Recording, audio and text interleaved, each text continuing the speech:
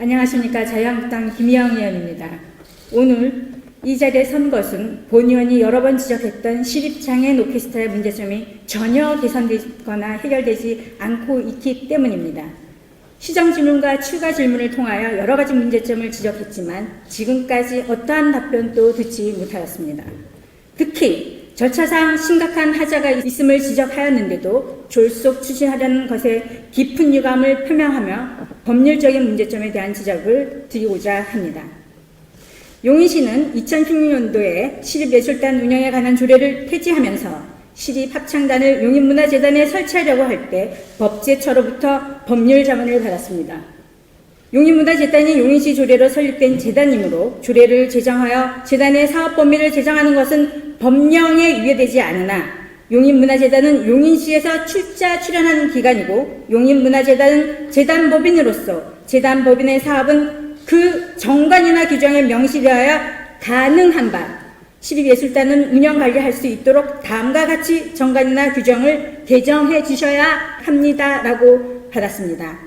사업 범위에 용인시립예술단의 관리 운영 및 용인문화재단 관리 규정입니다.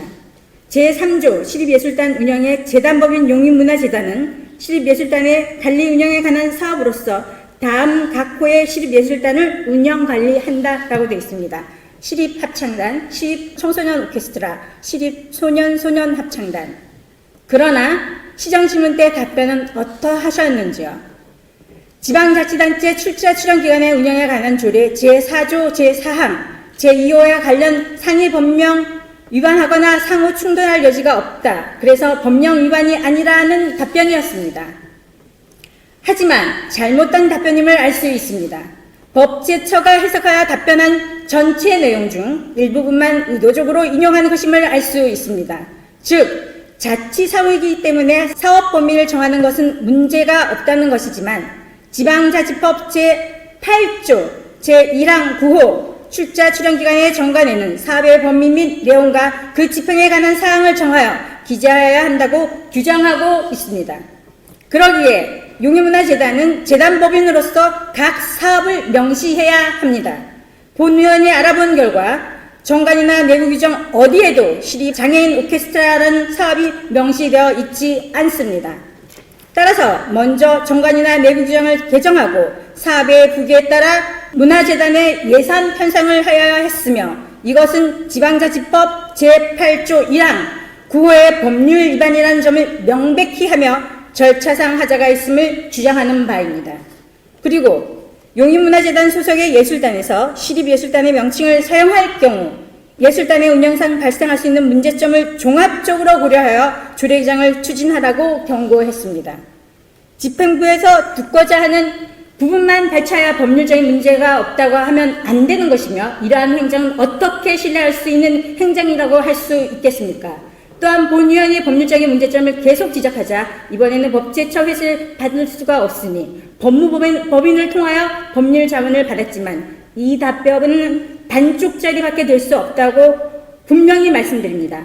본 의원이 의회에 받은 법률 자문은 사업 범위를 규정하는 것은 가능하지만 시립예술단 설치는 재단에서 하도록 규정하는 것은 문제가 있다는 것입니다. 왜냐하면 시립은 용인시의 예술단이므로 용인시의 조례로 설치해야 하는 것이며 재단 차원에서 예술단을 설치하라는 것이었습니다. 2016년 법제처 자문의 문제점을 넘어 2019년 법무법인의 자문 속에 더욱더 문제가 명백하다는 것은 본 의원이 파악을 했습니다. 상법 제24조 자기의 성명 상호를 사용하여 허락한 경우 명의대여자 책임을 지도록 규정하고 있어 시립이라는 명칭을 대외적으로 계속 사용케 하는 경우 시립예술단이 행하는 경영과 거래에 대하여는 대외적으로 책임을 지는 권리의무의 주체는 용인시라고 할 수 있다는 답변을 듣고도 심각성을 깨닫지 못하고 계속 시립을 주장하는 명백한 잘못된 행정이며 지금 운영하고 있는 시립예술단도 이 시점에서 다시 한번 심도 있게 면밀히 들여다보고 책임 소재를 분명히 하시기 바랍니다.